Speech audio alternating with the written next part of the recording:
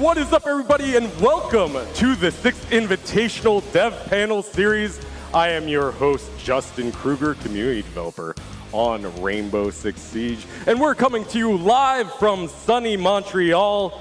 And obviously, this is the home of the Rainbow Six Siege development team and Ubisoft Montreal. So because of that, we thought this would be a great opportunity to introduce you to some of the developers and wonderful people that are working on the game that we all love to play so much, Rainbow Six Siege. So throughout the weekend, we'll have 6 dev panels, and we're about to get into the universe panel here, where we're going to be talking about art design, lore, and character development.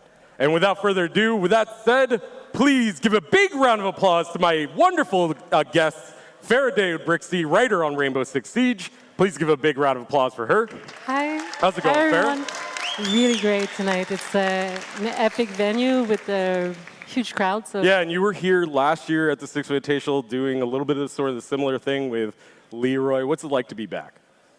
I mean, I'm back, but really it feels like a whole different experience being here this year. It's totally new, totally changed. The venue is beautiful, and I'm so excited to see all these happy faces in the audience. It's great. And to talk about art, we have Gregory Fromenteau, art director on Rainbow Six Siege. How's it going, Greg? Thanks. I'm really good. I'm really happy to be there and celebrate the game with all the fans. Yeah, and what's it like being here at the biggest stage on Rainbow Six Siege, seeing your characters and design? It's really impressive, honestly. Yeah. So we're about to get into a little bit of that, but first, last but not least, Patricia Somerset, the voice of Ash, is also here. Please give her a big round of applause. How's it going, Patricia?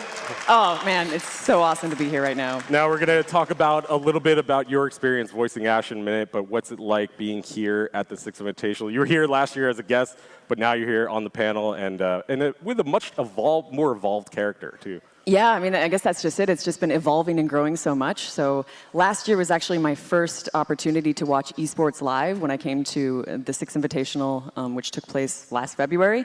And I was instantly riveted by it. And so I'm very excited to watch the games this weekend, very excited to watch the finals on Sunday and everything leading up. Cool. Big thrill. Yeah, it's, now you're an esports pro. Oh, yeah, sure. Yeah, right. How about I leave that to the pros? Yeah, leave that to the pros. So obviously this panel is going to be talking a little bit about the game design and art design and the story design of the universe that we're building with Rainbow Six Siege. And I want to take a little bit of a step back to where it all started, the launch of Siege. Greg, what were those initial days like when you were designing those characters, those first 20 operators? What were those initial game art intentions behind those characters?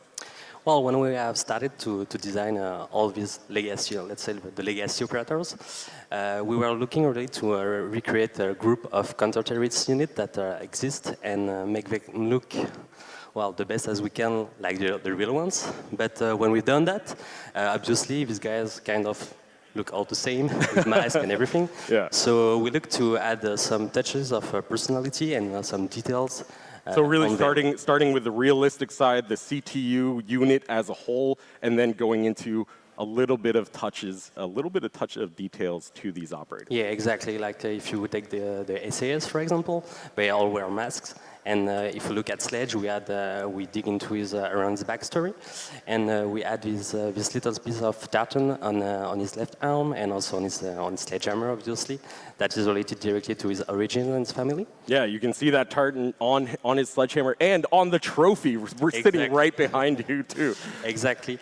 And on the other hand, for some other operators, for Mute, for example, the really well-known now, the cross tape on his face, it was coming directly from the function of the operator. So that's how we add some details here and there. So basically taking the model of the CTU and building that out a little bit more and adding a little bit more personality with some of the lore realistic and story. uniforms going. So using their backstory, integrating that whole package to make them more than just a suit, more than just this blank character, exactly. But something actually that people can relate to and attach to.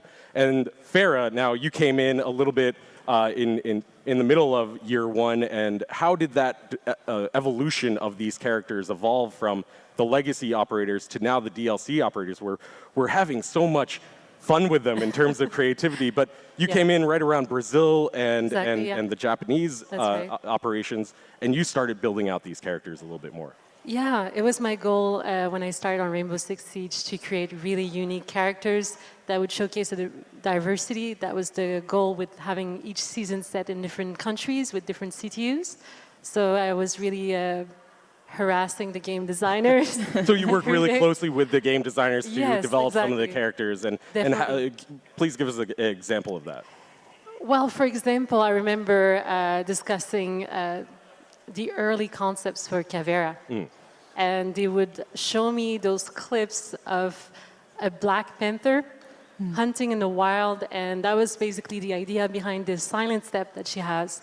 And my goal was to create an interesting backstory that would really showcase how that playstyle come into play, but also how you have that kind of persona in game. I remember Leroy changing his profile picture to that Black Panther. Oh, yeah, to, we pushed to really it. push We that, pushed have it, that, for have sure. that Yeah, inspiration. yeah. So building out the character inspiration Yeah. from that, and you also work on the lines and some of the voice acting that That's Patricia right. has done as That's well. right, yeah.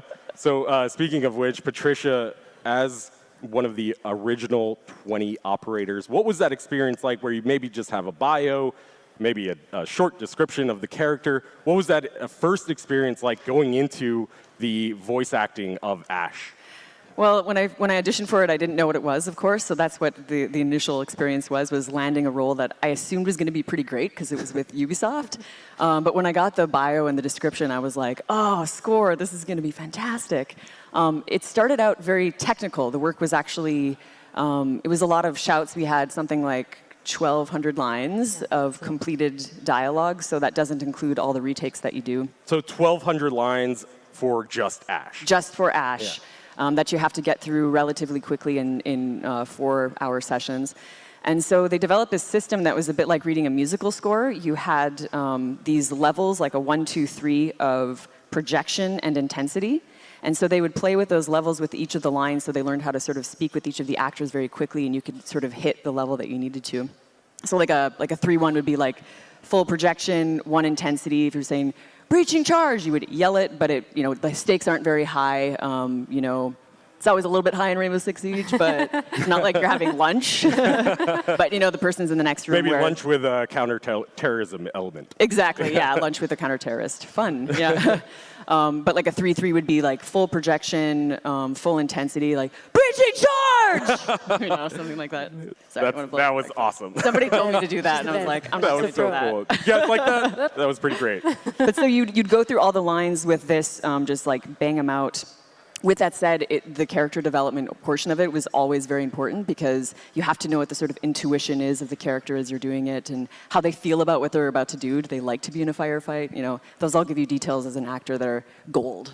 And millions of players have been hearing your voice over and over and over again as they play Ash. A lot of Ash mains out there that are probably very familiar with those barks, with those lines. And speaking of the community that has embraced your character, they absolutely love Ash. They really, have evolved the way we approach our lore, and I think it's been so surprising seeing a lot of the fan art, a lot of the stories, a lot of the awesome content come out of just those simple barks, those simple lines that we put into patch notes or these backstories. Farah, what was like kind of the most shocking moment from the community for you when you saw these community creations come out?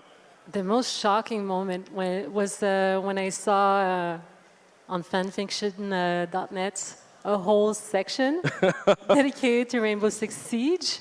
That was one of those moments when I remember, growing up, being obsessed with my own video games, wanting to write about characters and stories, and seeing that the same thing was happening for players, for our community, was just really inspiring and coming full circle. Yeah, and we've seen the community really embrace some of the content that you put forward in some of the storylines and a lot of fan art that we've seen. We saw some Hibana and Thermite artwork just hours after we launched the patch notes, where you had written a little bit of a connection between them.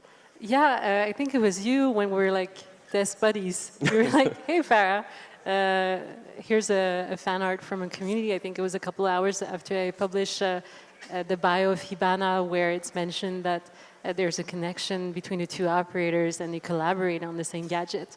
And to me, it was kind of a showcasing that they have strong, they adopted her as a strong character that's really part of Team Rainbow. Yeah, and that was kind of one of the motivating aspects of building out the universe a little bit deeper. And Greg, I want to turn to you. How has the community really motivated you guys? Oh, it's very, very good vibrations, let's say it. Honestly, we are really enjoying the way people are creating stories around our characters. I mean, look at Tachanka, look at Ash, what they have become today. It's like beyond expectation. I don't think anybody could have expected what Tachanka would have become. Not at all. And I think it's making the team really connected to the community. And like you said, this is what is giving us motivation to push the quality of the game every day. Every day, pushing that quality of the game, pushing that lore and that universe, and immersing people into the creations that you guys are doing, but also the creations that the community is doing. And there's a ton of fan art about Ash online. You post quite a bit on your social media, on your Twitter, Instagram, a lot of the Ash fan art. What's it like seeing some of these like fan artists actually create stories around your character, Patricia? Well, the variation is astounding. Like, there's just I love posting people's fan art because it's creativity that breeds more creativity, and there's so many creative players out there that are also like really awesome artists.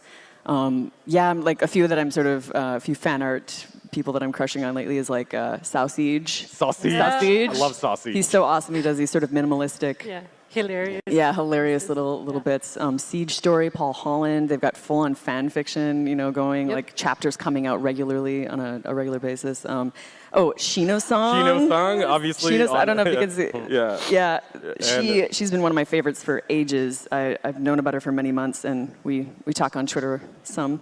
She doesn't speak a lot of English, but we send absolutely. emojis. So you're literally wearing some of the fan art of some of these fan artists out there. And Ash has now become one of the most evolved characters as well, starting as one of the original operators, original 20, to having that vignette, to now actually having voiced CG character lines in these amazing trailers for Outbreak that you're going to learn more about on Sunday.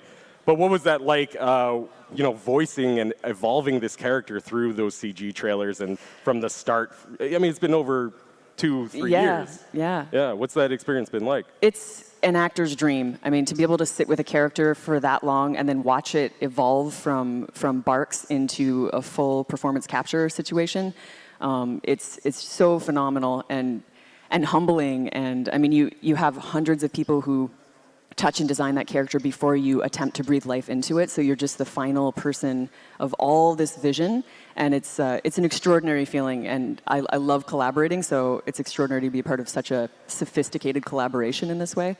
Yeah. And obviously, one of those great collaborations from your work on those trailers was you and Thermite, which was so wonderful to see Ash and Thermite interacting with each other. And Tachanka. And Tachanka, of course. It's we can't forget Tachanka. Yeah, but these kinds of relationships and connections and collaborations that we're now doing with Ash and Thermite, is that sort of the direction that we're moving towards? We saw it a little bit with, a lot of it with Ella and Sophia. What's sort of the inspiration behind those relationships that you're building?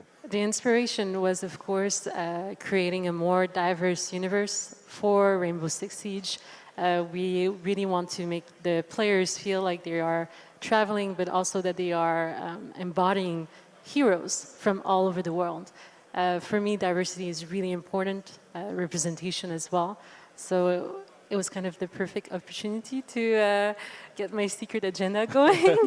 I remember in one of the first meetings when we were discussing the concussion grenade and the concussion mine, we knew that we wanted those two characters to be linked somehow in terms of backstory and narrative. And that's when I asked them if I could perhaps make them sisters, because to me that's something I haven't seen really often in video games. It's a really specific and unique type of tension between two sisters. It's very rich, and there's a lot of cool lines that I felt could be written. Yeah, absolutely. You've built this really beautiful relationship between Ella and Sophia, and really made their characters quite deep. With Sophia being a mom, a really badass tactical mom, and Sophia having this a bit of an edge to her, and creating these relationships. Is that something that you're working towards in the future? Definitely. I am super excited for year 3, to be honest. I can't believe that we'll have finally our first CTU from Northern Africa. Morocco is coming up this year.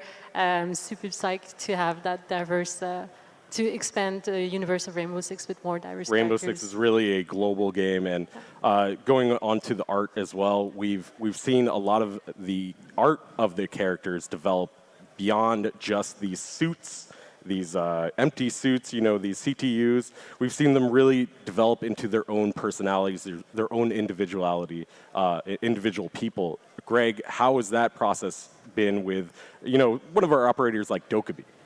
Yeah, well, we changed the approach of our creating operators. So coming to a group, to specific individuals, and let's say now we really want to create heroes. And put them in a suit. So, we're really looking for how the backstory and everything could impact, and their personality especially could impact the gear and the way they are wearing it.